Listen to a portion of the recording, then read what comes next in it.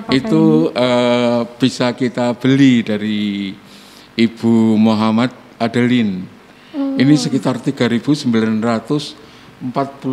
meter persegi kalau tidak salah.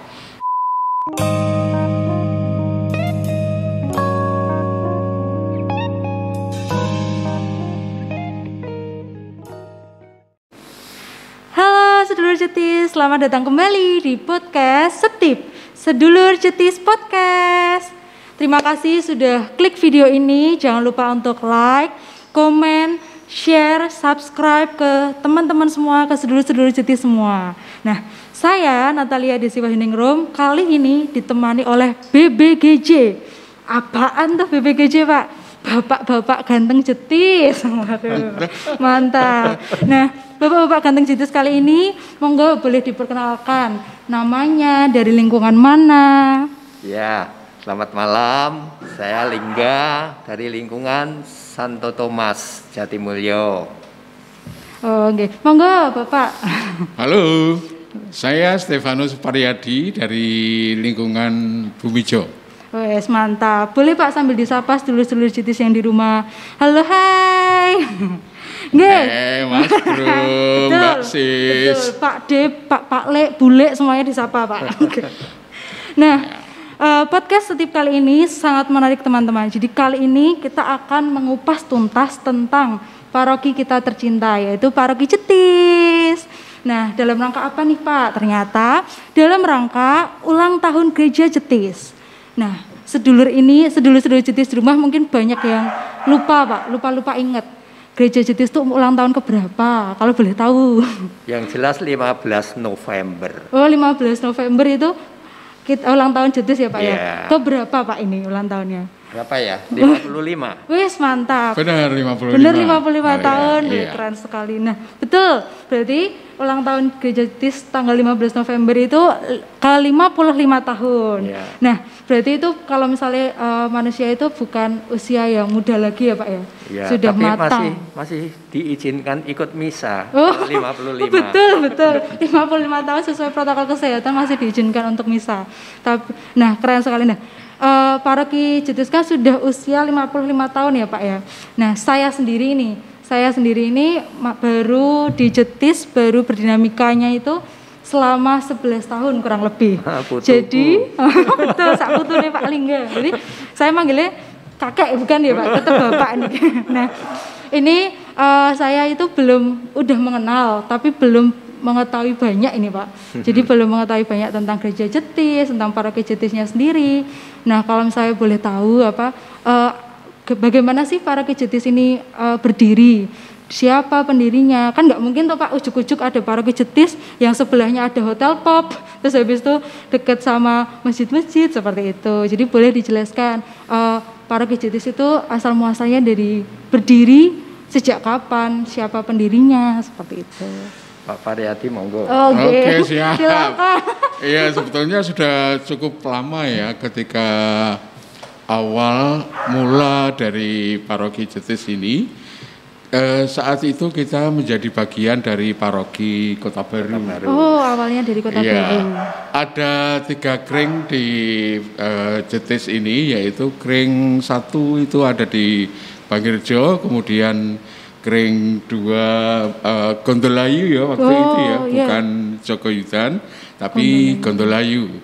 Lalu kring Cetis itu awalnya. Ketika itu Romo Harjo dan Romo Sumatmojo itu menawarkan kepada ketiga kring, maukah menjadi stasi? Jadi stasi Cetis Paroki Kota Baru. Oh, masih stasi Cetis dari Paroki Kota Baru. Iya. Oh. Masih seperti itu. Lalu pada waktu itu perlu waktu 2 tahun rupanya untuk menjawab kami bersedia menjadi satu stasi gitu. Tahun 54 baru dikatakan oke, kami siap menjadi stasi Cetis Paroki Kota Baru, dan perjalanan untuk menjadi sebuah paroki ini perlu waktu yang cukup lama. Iya. Tahun 54 siap menjadi paroki, lalu sekitar tahun 64-65 dari lingkungan-lingkungan ya, dari kring-kring yang saat itu ada, yaitu Bangirjo itu dipecah atau dimekarkan menjadi beberapa lingkungan, Bangirjo dan Blunya.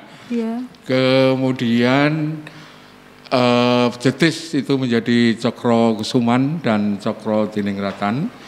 Kemudian ada juga Kring Kericak yang pada saat itu menjadi bagian dari Kemetiran, karena kedekatan maka digabungkan menjadi lingkungan di paroki Jetis. Kemudian juga Gowongan dan Penumping yang semula menjadi bagian dari Kemetiran diserahkan kepada paroki Jetis. Demikian juga muncul lingkungan-lingkungan baru. Karangwaru, Karangwaru, Poncowinatan, Blunyah Rejo. Belum. Blunyah Gede itu belakangan. Itu paling akhir ya.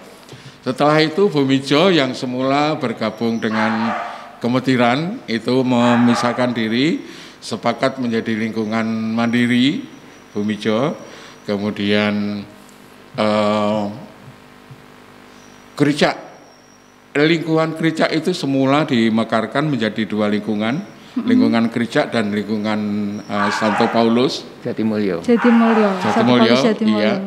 Kemudian lingkungan Santo Paulus Jatimulyo itu 4 tahun kemudian, jadi sekitar tahun 1987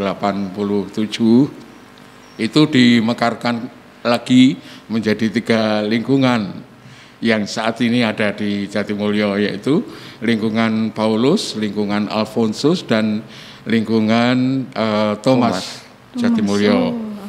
Kemudian lingkungan Kericak sendiri dimekarkan lagi menjadi 2 lingkungan. Setelah dimekarkan menjadi 3 lingkungan sekarang ini ya Jatimulyo, lalu memekarkan diri lagi menjadi lingkungan Kericak dan lingkungan Bangunrejo. Kemudian baru tahun 1999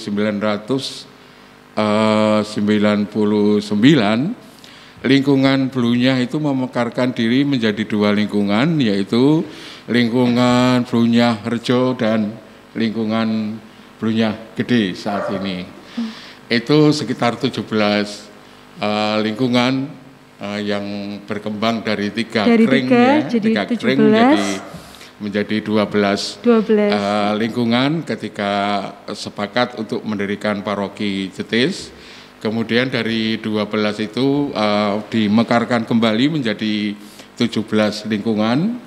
Lalu yang terakhir tahun 2018 itu lingkungan Karangwaru memekarkan diri menjadi lingkungan Karangwaru Santo Yusuf dan Karangwaru Santa Maria Mater Dei. Lalu yang terakhir ini 2019 lingkungan Penumping memekarkan diri menjadi 2 lingkungan, Santo Ignatius dan Santo Rafael.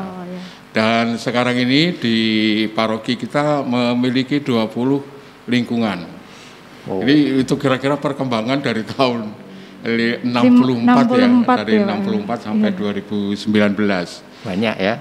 Masih cukup banyak. Sebetulnya kalau melihat kepala keluarga di lingkungan-lingkungan, itu sebetulnya ada lingkungan yang mestinya bisa dimekarkan kembali menjadi 2 lingkungan, karena sebaiknya yang sudah memiliki sekitar 35 kepala keluarga itu memecahkan diri ya menjadi 2 lingkungan. Saat ini ada yang sekitar 40, 50 gitu. Itu mestinya sudah mencoba ya untuk memekarkan diri, bukan dipecah ya, tapi memekarkan diri menjadi 2 atau 3 lingkungan. Harapannya adalah supaya semakin banyak orang yang terlibat, semakin banyak orang yang terberkati ya. Tidak hanya itu saja, tapi semakin banyak orang gitu. Berarti dimekarkannya menjadi lingkungan-lingkungan banyak itu juga tujuannya baik ya Pak ya? Iya, tujuannya itu. Terjun aktif kayak gitu melayani. Nah, tadi kan sempat dari kita masih stasi Jetis, paroki Kota Baru. Nah, untuk ibadahnya Pak, ibadahnya itu berarti masih di paroki Kota Baru atau karena udah stasi Jetis ibadahnya di mana itu Pak? Waktu tahun 54 tadi. Iya, pada awal. Apakah sudah ada gereja Jetis ini? Memang kita ke Kota Baru. Kota Baru, ya. Kita memang ke Kota Baru. Lalu ketika kita sudah apa namanya sepakat siap menjadi stasi, maka pada hari-hari besar seperti Natal dan hari Paskah, itu stasi Jetis memiliki keuntungan diberikan keuntungan menyelenggarakan sendiri. Jadi tidak bergabung di paroki Kota Baru tapi menyelenggarakan sendiri, dan tempat-tempat yang pada saat itu menjadi langganan. Itu di mana itu Pak? Di aula STM. Oh, di aula STM. Iya. Oh, berarti di gedung-gedung sekolah kayak gitu. Kemudian di SPG yang sekarang SMA 11. Lalu di waktu itu Akademi Teknologi Kulit yang di Jalan Diponegoro, ATK, yang sekarang menjadi Hotel Amaris. Hotel Amaris, ada 2 hotel di situ ya Pak? Iya, itu dia. Itu 3 tempat yang menjadi langganan kita untuk melaksanakan itu. Baru tahun 60 ketika Susteran ADM mendirikan berdiri Susteran ADM. Di Susteran ADM itu, maka mereka mempersilahkan kita umat stasi Jetis untuk beribadat di sana, di kapel Susteran ADM. Gitu. Berarti udah ada tempat ibadahnya yang resmi yang di Susteran ADM itu. Iya. Gitu. Sampai bisa menemukan paroki Jetis ini, itu gimana Pak ceritanya ini? Apakah ini dulu adalah udah emang dulunya gereja atau sekedar rumah atau tanah gitu, sampai atau dibangun jadi gereja gitu? Iya, karena keinginan untuk memiliki tempat ibadah sendiri, maka pada saat itu paguyuban, kerukunan, semangat, tekad dari warga Jetis ini begitu kuat begitu kuat. Doa 3 Salam Maria, novena itu selalu dilantunkan selalu didaraskan. Keinginan begitu kuat untuk memiliki. Lalu sekitar tahun 65. Nah, ini gereja yang sekarang kita miliki ini, itu bisa kita beli dari Ibu Muhammad Adeline. Ini sekitar 3.945 meter persegi kalau tidak salah. Cukup besar. Ini memang dulu rumah yang cukup besar, rumah tua. Dari rumah tua. Rumah tua yang cukup besar, ada beberapa bagian yang pada saat itu langsung bisa dipakai untuk kegiatan anak-anak muda. Iya. Gitu. Cuma dari awal bukan seperti gereja sekarang ini. Iya. Hanya rumah tua, kemudian yang kelihatannya tidak pantas sebagai rumah ibadat itu kita ubah agar supaya lebih pantaslah menjadi rumah ibadah. Gitu. Sebelum Romo Mangun tinggal di paroki Jetis tahun 69 ya Pak Lingga kalau nggak salah. Ya, banyak romo-romo PR itu tinggal sebetulnya begini, Jetis itu waktu itu kan ada 2 keluarga, keluarga Unio dan keluarga paroki Jetis. Nah, sehingga banyak romo-romo PR itu juga tinggal di Wisma Unio itu. Ya. Pada waktu itu imam yang berkarya di Jetis pertama kali kan kalau hitungannya kan berdirinya resmi Jetis itu kalau nggak salah waktu ulang tahun yang pertama tahun 1965 ya Pak ya. Yang tadi yang 64 sudah mulai mendapatkan bangunan, terus 65 terbentuk gereja. Terus itu waktu itu imam yang berkarya siapa Pak? Romo Heribertus Noto Susilo, Romo PR. Romo Heribertus Noto Susilo. Nah, siapa ini yang masih ingat tentang Romo Heribertus Noto Susilo nih? Para saudara Jetis, keren sekali. Berarti perkembangannya dari tadi yang namanya dulu kering ya Pak ya? Dulu kering, sekarang yang saya kenal itu adalah lingkungan. Berarti kan sudah memiliki banyak perubahan kayak gitu. Nah, kalau dari perubahan tadi, dari perubahan gereja yang G besar, yang persekutuannya yang semakin banyak, yang akhirnya menjadi 20 lingkungan, yang berarti semakin banyak yang mencintai paroki Jetis gitu. Nah, kalau yang dari perubahan bangunan fisiknya Pak, dari perubahan bangunan fisiknya kayak dulu mungkin gereja Jetis ini belum ada sayap samping seperti itu. Tuh bagaimana sendiri Pak perubahan fisiknya itu Pak? Ya. Perubahan fisik bangunan Terima gereja. kasih. Saya sendiri masuk ke paroki ini tahun 85. Oh, 85. Pada saat itu romonya kalau tidak salah Romo Bono ya. 2 tahun kemudian saya diminta ikut jadi pengurus Dewan Paroki tahun 87. Nah, waktu itu kondisi aula ini tidak seperti itu. Aulanya itu bangunan yang boleh dikatakan sangat sederhana dan dipakai sebagai gudang peti mati. Peti mati. Iya, iya. Wow. Jadi kalau agak serem ya ini ya. Dewan Paroki rapat itu di sebelahnya tumpukan peti mati. Peti mati. Ya. Kemudian gereja induknya juga sudah seperti itu, hanya yang sebelah selatan istilahnya apa Pak? Pendopo ya? Pendopo itu belum ada. Oh, pendopo yang depan belum iki. ada. Kalau yang sayap timur itu sudah ada, lonceng sudah ada. Sayap timur dan lonceng itu yang membangun kalau tidak salah Romo Kiswono. Romo Kiswono. Ya. Altar konon sudah pindah yang saat ini yang ketiga. Sebelumnya di sebelah barat menghadap ke timur, sebelumnya lagi di pojok utara timur. Ya. Tetapi saya tidak tahu waktu itu karena tahun 85 kondisinya sudah seperti ini. Sudah langsung menghadap ke timur ya, tadi ya Pak. Oh. Gitu. Wah, berarti sempat kita ke timur memanjang berarti ya Pak ya? Iya, ya istilahnya klasikal. Gitu ya.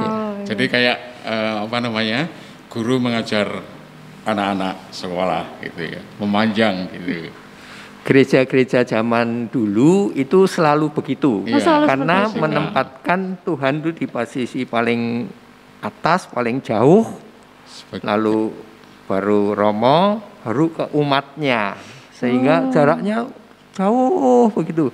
Nah sekarang setelah liturginya kalau nggak salah setelah Konsili Vatikan kedua itu diharapkan altar itu lebih dekat, lebih akrab ke umat sehingga seolah-olah tuh bisa dirangkul gitu loh, dikekep gitu. Ya. Jadi dipindahlah altarnya ke sebelah bagian utara yang menghadap ke selatan ya. Ya mungkin alasannya seperti itu. Gitu. Oke Pak. Nah ini Pak, saya tuh orangnya kepo banget. Jadi kepo ini anak-anaknya kepo banget. Gitu. Nah ini kayak kita kalau misalnya masuk parkiran ya Pak ya, itu kan udah disuguh sama gambaran-gambaran unik ya. Kalau menurut saya sih itu unik Pak, karena saya sendiri itu belum lama tahunya kalau itu ternyata pohon sesawi ya, gitu. Pohon kehidupan. Pohonnya itu. Terus habis itu setelah masuk ke gereja, ini kan saya PA atau Pak dulu, nah itu saya kepo banget, maksudnya kayak gemes ya masuk ke altar itu kan ada tiang itu Pak di tengah. Nah itu kenapa harus ada tiang di situ? Mesti kan kalau PA jalan kan mesti harus membelah gitu. Nah apakah tiang-tiang itu terus kayak pohon sesawi yang di depan itu apakah ada artinya kayak gitu? Terus keunikan-keunikan apalagi yang ada di bangunan gereja Jetis ini Pak? Sejauh Pak Lingga mengetahuinya. Bangunan Romo Mangun itu ciri khasnya merakyat. Oh iya. Ya. Tidak unik itu Pak ya. Di mana-mana tidak ada bangunan Romo Mangun yang mewah, apalagi bahan-bahannya pakai marmer dan sebagainya nggak ada. Sederhana gitu ya. Jadi kearifan lokal yang dipakai oleh beliau. Ya. Kalau kita mengamati bangunan Romo Mangun dimanapun, biasanya atap itu ujung atapnya itu mendekat ke lantai. Ke lantai iya. Makin rendah. Dari depan ya. Gitu ya seperti itu. Ya, itu menunjukkan bahwa lebih dekat, lebih ke umat yang sederhana. Kalau bangunannya magrong-magrong begitu kan orang agak takut mungkin. apalagi umat di Jetis banyak yang dari tepian dari bantaran kali kan. Kali Code. Ya, itu. Menengah ke bawah kan. Zaman saya awal-awal di Jetis itu masih banyak loh mbah-mbah yang tanpa alas kaki pakai jarit yang ikut misa itu masih banyak. Wah, saya sudah tidak pernah melihat itu. Jadi itu juga difasilitasi lah, diberi tempat supaya mereka juga tidak takut masuk ke rumah Tuhan begitu. Kalau gambaran biji sesawi itu apa? Pohon sesawi itu falsafahnya mungkin Romo yang lebih tahu, tetapi di situ ada satu pohon besar yang boleh dikatakan itu untuk bernaung semua umat begitu, semua makhluk. Ya, karena ada gambarnya, ada burung di sana, terus habis itu ada macam-macam hewan kayak gitu. Kalau yang tadi tiang yang ditanyakan, tiang yang di tengah itu Pak itu saya kira bagian dari konstruksi. Kalau jumlah tiangnya mungkin jumlah tiangnya bisa dianggap apa ya, soko yang jumlahnya mungkin 7 ya Pak. 7. Oh berarti saya harus ngitung lagi besok. Saya nggak tahu itu Pak. Saya nggak tahu itu kalau 7 ya Pak ya. Tapi dengan adanya tiang itu awal-awalnya kan altarnya kan di pojok sini. Di sebelah yang timur utara. Jadi jadi dulu tidak begitu. Ya, jadi memanjang begitu ada tiangnya. Nah, kalau 7 sendiri itu apa ada artinya nggak Pak itu? Kalau soko gurunya 7 itu? Iya, kalau 7 tiang di dalam gereja itu menurut saya 7 sakramen. 7 sakramen. 7 pilar yang ada di gereja kita. G besar ya. Betul. Gereja G besar. Jadi ada 7 sakramen. Masih ingat? Semoga Pak. Iya. Berarti dites ini saya berarti ya. Iya, semoga masih ingat. Sakramen baptis, sakramen ekaristi, kemudian sakramen penguatan, sakramen tobat, pengurapan orang sakit. Lalu yang kedua terakhir ini pilihan manusia mau menjadi imam atau menikah. Gitu. Jadi sakramen imamat atau sakramen pernikahan, perkawinan. Gitu. Jadi 7 sakramen itu yang menjadi landasan atau pilar gereja. Ya. Berarti gitu. Juga ada artinya dari yang bangunan fisik menjadi yang artinya gereja G besar tadi, kepersekutuan. Kayak gitu. Wah. Oke, nah ini Pak, Paroki Jetis kan bicara tentang tadi keunikan yang ada di bangunan Jetis ya Pak ya. Pastinya kan ada keunikan lain. Yang saya tahu ini gereja Jetis ini kan ada di dekat pusat kota, Tugu Jogja. Nah, apa ada hubungan antara sisi umat, lingkungan atau hubungan masyarakat, hubungan gereja dengan masyarakat sekitar? Kayak setahu saya juga gereja Jetis ini kan dikelilingi oleh tempat ibadah saudara kita. Nah itu, apakah ada keunikan di hubungan-hubungan tersebut kayak gitu Pak? Kalau keunikan ini bukan keunikan ya, tapi kekhasan gitu. Kekhasan ya. Di Paroki Jetis itu dekat dengan pasar, di samping dekat dengan tugu ya. Jadi habis dari misa langsung mampir. Jadi, gitu. Pada saat ini ada istilah jangan hanya berkutat seputar altar, tapi silakan juga ke seputar pasar gitu. Kita tidak boleh istilahnya eksklusif gitu, hanya mengurusi diri sendiri, sementara kita melupakan yang lain. Tapi di samping diri sendiri kita juga ingat kepada saudara-saudara yang lain gitu. Pasar gitu. Pasar itu kan bisa jadi dalam tanda kutip menjadi ladang pewartaan kita gitu. Mereka itu juga butuh disapa. Lalu hubungan kita selama ini dengan masyarakat di sekitar paroki ini cukup baik ya. Setiap tahun ketika pada masa-masa normal ya. Pada saat ini memang tahun ini kami tidak menyelenggarakan, akan tetapi pada tahun-tahun yang lalu ya kita selenggarakan malam hari ulang tahun itu kita mengadakan kenduri ya. Kenduri, oh iya. Kita mengundang saudara kita. Saudara-saudara kita yang di belakang gereja ini. Mereka kan juga tempat kita tinggal ya. Tidak boleh kita lupakan. Kita juga mohon doa dari mereka agar supaya gereja ini tetap lestari ya, berkembang terus jauh dari ya gangguan-gangguan yang tidak kita harapkan ya. Iya, berhubung di belakang persis ini. Benar. Dan kalau tidak salah tahun lalu teman-teman OMK kita ya, itu juga terlibat aktif dalam peringatan hari ulang tahun kemerdekaan kita. Ya, kita serawung kepada mereka. Kita terlibat dalam kegiatan mereka, apa yang bisa kita lakukan, kita bantu mereka. Gitu. Sudah dilakukan. Jadi itu kekasannya kita ada di tengah kota ini bisa. Ya, saya kira Jetis pasti sudah mengambil peran itu, terjun, berbaur dengan masyarakat. Kalau tidak, nggak mungkin bisa bertahan lebih dari 50 tahun. Lebih dari 50 tahun. Ya. Itu termasuk juga rekor juga. Pertahanannya kita gitu nggak Pak, keren sekali. Iya, itu cara kita menyapa mereka. Kalau mereka merasa disapa dengan baik ya, tentu mereka juga merasa bahwa gereja ini juga menjadi bagianku gitu. Sehingga mereka juga ikut dalam tanda kutip, kalau gereja sakit mereka juga ikut sakit. Kalau gereja senang mereka juga ikut senang gitu. Jadi kalau itu sudah didapat, artinya perasaan disapa, lalu dilibatkan dalam kegiatan di gereja dalam tanda kutip ya, itu hal-hal yang di luar iman, ya di luar liturgi, mereka tidak berkeberatan. Pada hari-hari besar juga kita upayakan agar supaya pengelolaan parkir itu diserahkan kepada mereka, supaya mereka itu tadi ya, intinya kami dilibatkan. Iya. Saling terlibat, saling toleransi.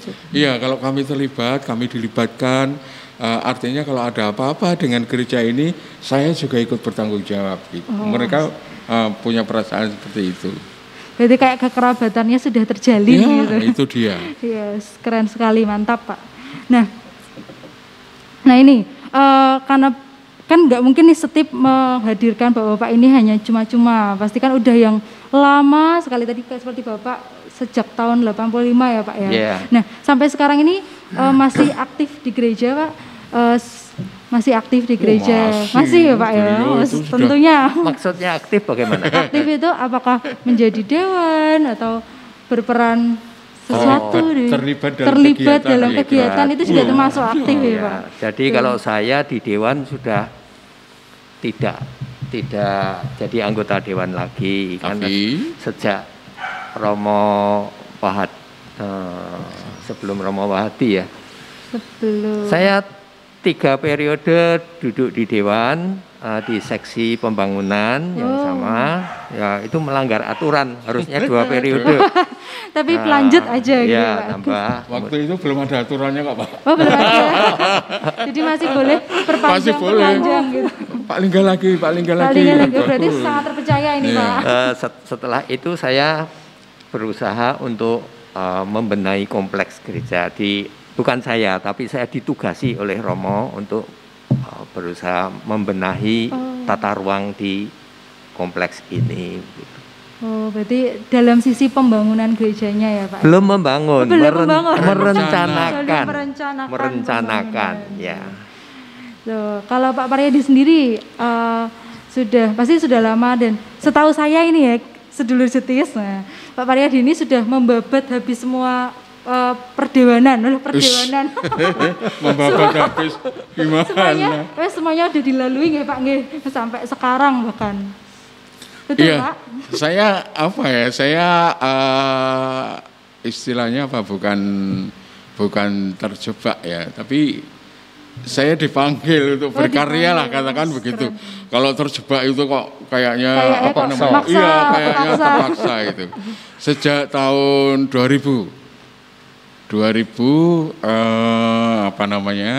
pada saat itu saya diberi tanggung jawab sebagai ketua dewan paroki. strukturnya belum seperti sekarang ya. Sekarang sudah ada perubahan. Lalu sampai sekarang saya sudah pernah menjadi sekretaris, pernah menjadi ketua bidang paguyuban, pernah menjadi ketua wilayah juga. Lalu sekarang diberi tanggung jawab untuk menjadi ketua bidang pewartaan dan evangelisasi sampai sekarang. Saya berharap ya periode yang akan datang bukan karena saya tidak mau, tapi saya sebetulnya kepingin sekali agar Dewan Paroki ini rata-rata umurnya itu di bawah 50 lah. Kalau sekarang rata-rata usia ya, anggota Dewan Paroki itu 50 ke atas. Di apa ya, yang namanya orang 50 tahun lebih itu kan jalannya atau larinya sudah nggak begitu kencang. Masih jiwa muda ini Pak, ya, tadi kan masih bapak-bapak ganteng cetis. Iya, jiwanya boleh muda, tapi fisiknya kan juga harus. Kalau sekalipun jiwanya muda, usianya sudah 66, ya diajak lari sudah kesulitan gitu. 66 Pak. 66. Ya sama dengan Pak Lingga. Malah lebih tua daripada usia ulang tahun gereja Jetis ya Pak. Iya, gitulah. Keren sekali berarti ini setip jos tenan mendatangkan bapak-bapak ini ya Pak. Iya, tapi kebetulan kami baptis dewasa, jadi bukan dari usia putra altar kami sudah di sini, enggak, tapi kami sudah dewasa. Baptis berdiri istilahnya. Baptis dewasa gitu. Iya, tapi kan malah mantep tuh Pak, pewartaannya malah benar-benar masih inget gitu. Kan kalau bayi cepat kan ibunya, bapak ibunya yang mengetahui. Ya, apa ya kalau dikatakan kami tahu pasti, kami yakin karena kami ya itu tadi, kami tahu apa yang kami pilih gitu. Ya, pilihan. Iya, pilihan, benar-benar pilihan. Walaupun tidak salah ya orang tua yang membaptiskan putra-putrinya ketika masih bayi, itu memang benar. Karena bayi harus dibaptis secepat mungkin ya, tidak perlu nunggu 3 tahun dulu, 4 tahun dulu. Apalagi pendapat sementara teman-teman yang mengatakan kalau saya membaptis bayi artinya saya memaksakan kehendak saya kepada anak ini. Padahal anak ini kan, iya. Bukan alasannya, bukan seperti itu. Padahal anak ini kan boleh jadi ketika dewasa besok memilih. Gimana lah, saya sudah dibaptiskan dari bayi kok, ayah ibu saya. Tapi ya memang harus begitu. Orang tua Katolik memang ketika menerima sakramen perkawinan ya. Iya betul. Berjanji. Iya, berjanji untuk membentuk keluarga anak-anak Katolik yang setia. Makanya pendidikan kan dilakukan dari anak-anak masih bayi, lalu terus dididik terus sampai usia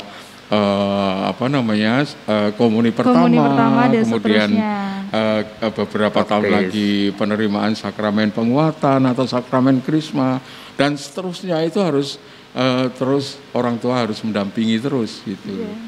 Jadi pendidikannya bisa dikatakan tidak berhenti ya ketika anak kita sudah menikah, karena ya ini pengalaman pribadi ya, ketika anak-anak sudah menikah lalu cara mereka mendidik anak mereka, lalu ada semacam perbedaan pola pendidikan ya. Tapi memang gitu Pak. Nah, kita ini kan generasinya generasi baby boomers. Baby boomers. Kalau yang sekarang ini cara berpikirnya mesti beda. Generasi milenial. Iya. Ya. Nah ini Pak, ini yang perlu kita mungkin banyak generasi milenial yang belum merasakan kayak saya kan tadi masih 11 tahunan, jadi kayak masih mencari terus pengalaman yang ada di Jetis. Nah, bapak-bapak ini kan tadi sudah puluhan tahun yang udah di gereja Jetis ini.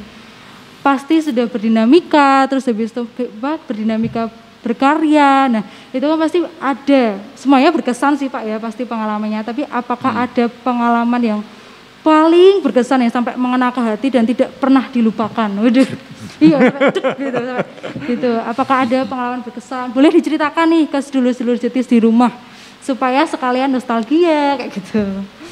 Kalau saya datar-datar saja. Oh, datar. Ya, tapi yang jelas begini, saya termasuk taat pada ketentuan. Kalau di gereja Katolik itu hierarki kan, itu kita harus tidak seperti gereja-gereja yang lain, kita kan berdasarkan wilayah. Ya, kalau di gereja lain kan saya tinggal di Meguwo, tapi gerejanya di Jetis bisa. Nah, kalau di Katolik kan sudah dibagi per wilayah dan saya setia melakukan seperti itu. Kalau misalnya saya pergi ke gereja lain, yaitu istilahnya piknik. Ya, piknik, mencari variasi baru. Tapi kalau berkarya tetap di paroki sendiri. Itu. Ada cerita-cerita unik gak Pak selama berkarya di Jetis ini? Yang ya tadi yang mungkin dapat jodoh di Jetis atau anaknya dapat jodoh dari umat Jetis kayak gitu. Jadi cinta bersemi di gerejaku gitu. Mungkin nih Pak. Rasanya tidak ada. Tidak ada. Rasanya datar-datar saja. Datar-datar saja. Oke. Nah, untuk Pak Paryadi sendiri apakah ada ini cerita-cerita paling berkesan tadi yang mengena di hati? Iya, kalau saya ada 2 peristiwa yang bagi saya sungguh sangat membekas dan tidak mudah untuk dilupakan karena ya efeknya menurut saya bisa tidak menjadi bagus ya. Yang pertama ketika saya masuk pada tahun 2000 itu menjadi pengurus Dewan Paroki sudah disambut dengan dalam tanda kutip ya kasus atau peristiwa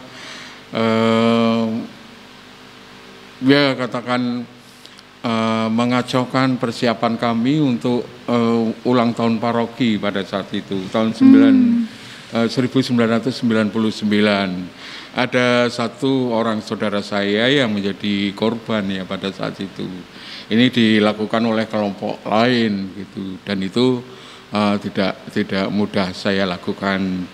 Kemudian yang kedua ini kasus penipuan ya. Pada akhirnya kami sadar bahwa ini adalah kasus penipuan yang dilakukan oleh orang yang mengaku sebagai keturunan bangsawan. Rupanya ini hanya menipu. Akan tetapi kenapa tidak bisa saya lupakan karena itu juga melibatkan dari kelompok saudara-saudara kita yang lain ya, bukan dari kelompok iman kita saja, akan tetapi juga melibatkan mereka. Nah kalau 2 kelompok ini dikompori, diprovokasi, kemudian diusahakan untuk saling membenci, saling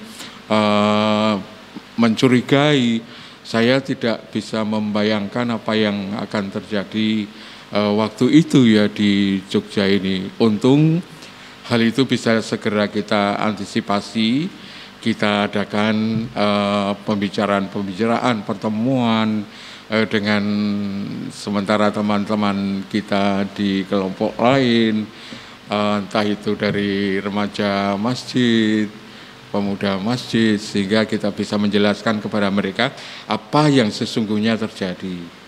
Dan kami juga berbicara dengan pihak Polda, juga pihak Bapak Sultan, dan untung itu bisa diatasi ya. Kalau tidak, saya tidak bisa membayangkan ya yang akan terjadi setelah itu ya. Karena pada saat itu mendekati Hari Raya Idul Fitri ya. Dan bantuan ini sangat dibutuhkan oleh kami semua ya, tidak hanya kita sendiri tapi juga mereka ya. Kalau terprovokasi, kami terprovokasi, mereka terprovokasi, akibatnya akan sangat perang. Sangat ya, ini. Bisa jadi mungkin, seperti itu, Pak. Ya, itu 2 hal yang tidak mungkin saya lupakan, tapi saya bisa memetik pelajaran dari 2 hal itu, bahwa inilah perlunya mempererat ya mempererat persaudaraan di antara kita, gitu, saling menghormati, saling menghargai, saling memahami, saling mengerti, gitu ya. Oh, jadi selalu ada positifnya tadi selalu Pak, ada dari positifnya, itu yang pelajaran yang saya peroleh. Gitu. Nah, dari pengalaman Pak Paredi juga ini kayak sebagai tantangan juga ya Pak ya, tantangan kita yang tantangan paroki bertahan, kayak dalam artian tantangan menggereja, termasuk tantangan ya Pak itu ya. Ya, bisa dikatakan tantangan, bisa juga, tapi sudah bisa dikatakan juga sebagai ketika kamu ketika kamu berkumpul dengan saudara-saudarimu yang beraneka ragam ya, kamu harus bisa merangkul mereka semua ya. Katakan toleransi di antara kita harus selalu dijaga. Gitu. Sangat menarik ya mungkin, tapi semoga ini pengalaman ini tadi tidak terjadi lagi di tahun. Oh ya, iya yang mesti selalu harus kita usahakan. Iya, selalu itu diusahakan. Ya, rintangannya itu tidak tentu sama seperti itu, tetapi bisa jadi berbeda. Cara Tuhan mendewasakan kita kan pasti lewat satu ujian-ujian seperti itu. Ya, Tuh. Nah berarti tadi juga termasuk rencana Tuhan juga dihadirkan seperti itu supaya tadi jadi tambah positif karena jadi sawung, jadi temannya banyak, terus habis itu jadi akhirnya menjadi bersatu tadi ya Pak, yang jadi tidak adanya perpecahan tadi. Nah ini Pak, kita kan tadi sudah membahas tentang banyak hal, tentang keunikan bangunan gereja dengan hubungan dari gereja, bahkan sampai ke pengalaman berkesan dari bapak-bapak ganteng Jetis ini. Nah ini Pak, apakah ada ini pesan atau hal yang disampaikan untuk kami umat-umat di Jetis, terutama kaum muda ini Pak? Kan ini tadi yang Pak Lingga bilang, kita ini sekarang di zaman generasi milenials, yang tentunya menurut saya juga sebagai ini Pak ya, tonggak gereja, dalam artian yang pendapat kita, kayak ide-ide kita itu dibutuhkan untuk gereja. Jadi bisa kalau ada hal yang ingin disampaikan kepada kami kaum muda Jetis. Ya, saya dulu ya Pak. Oh, siap. Ya. Berkarya buat Tuhan melalui gereja itu jangan ditunda-tunda. Udah mantap. Ya, justru saat ini gereja membutuhkan peran kaum muda. Kalau kami itu pasti mati duluan. Pasti mengerikan itu. Loh paling iya, jangan Pak. Tapi yang muda-muda itu ayo loh berkarya. Kan banyak yang mungkin tidak terlibat. Anak-anak muda sekarang lebih individual. Oh iya. Ya. HP saya baca sekarang zamannya. Ya, itu ayo kita bareng-bareng. Gereja ini juga gereja kita bersama, bukan punyanya Dewan Paroki, bukan miliknya keuskupan, bukan miliknya Romo, tapi itu milik kita. Milik kita. Ya, harus kita kembangkan bersama. Siap. Setuju sekali Pak, supaya kita anak muda segera untuk terjun aktif ke gereja, untuk membangun gereja. Nah, dari Pak Pariyadi sendiri, apakah ada hal-hal yang ingin disampaikan, pesan-pesan kepada cucunya nanti? Cucunya nanti yang akan menjadi putra altar, habis itu lanjut ke OMK dan sebagainya, kayak gitu. Iya, untuk kita semua ya, untuk kita apa untuk Anda semua? Untuk Anda semua, kaum muda, untuk Anda semua, teman-teman saya dan sedulur saya di rumah juga, Pak. Ya. Terlibatlah aktif di gereja ya. Terlibatlah aktif di gereja. Dari situ nanti akan kita ketahui paroki saya ini kurang ramai misalnya. Nah, bagaimana caranya supaya paroki kita ini menjadi ramai sehingga anak-anak muda dan orang-orang lain menjadi tertarik ya. Ikut juga terlibat di dalam gereja, karena seperti dikatakan Pak Lingga tadi bahwa ini adalah paroki kita. Hidup matinya paroki itu sangat tergantung pada kita, gitu ya. Tergantung pada kita, bukan tergantung pada dewan paroki, bukan tergantung pada orang-orang lain, tapi tergantung pada kita. Misalnya ada sesuatu yang tidak beres di paroki. Anda semua itu punya kewajiban untuk ini loh, paroki kita ini seperti ini, mestinya seperti ini. Ayo kita bareng-bareng bekerja supaya bisa seperti ini, gitu. Jadi ada keinginan supaya paroki kita baik, lalu ada caranya. Caranya kita terlibat ya, mau bekerja sama. Itu bukan biar bapak itu saja, iya betul. Biar ibu itu aja. Aku masih seneng main di rumah, masih Facebookan kayak gitu, Instagraman. Tapi kita semua punya tanggung jawab untuk memperbaiki paroki kita kalau dinilai kurang, gitu ya. Siap. Nah, begitu Sedulur Jetis, kalau ini pesan-pesan dari Bapak Ganteng Jetis ini perlu dicamkan, benar-benar nanti setelah ulang tahun ini kita lah aktif ya Pak ya. Semoga untuk anak-anak muda ini jangan sampai kalah sama bapak-bapak ini yang semangatnya masih jiwa muda, yang masih mau melayani sampai sekarang, masih aktif, masih berdinamika, masih berkarya melalui karya-karyanya kayak gitu. Nah, ini Pak, sangat menarik nih Pak bahasan kita kali ini, dan kita sampai ke pamungkasnya Pak. Nah, kita kan ini ulang tahun Gereja Jetis ya Pak. Boleh ucapkan selamat ulang tahun untuk Gereja Jetis yang ke-55 tahun, doanya apa seperti itu. Monggo. Selamat ulang tahun untuk warga paroki Jetis yang ke-55. Semoga semakin hari semakin baik. Pada saatnya nanti kita menjadi paroki yang sungguh diperhitungkan di Kepikepan Jogja Timur. Dan bertahan sampai bertahun-tahun selanjutnya. Sepanjang zaman. Amin. Monggo Bapak. Iya. Paraku Jetis 55 tahun, usia yang tidak muda lagi. Kita ke depan punya satu pekerjaan besar untuk membenahi lingkungan paroki ini, kompleks paroki ini, sehingga keterlibatan semua dan termasuk alumni Jetis, anak-anak muda Jetis yang sudah jadi orang tua di lain tempat yang sukses dan sebagainya, itu kita undang semua terlibat ke Jetis. Ya, seperti istilahnya anak-anak De Brito itu loh, manuk pulang kandang. Oh iya, ya. Pulang kandang itu. Ya. Itu sudah hits di mana-mana itu. Ya, itu semua nanti kita libatkan untuk membangun Jetis. Oke.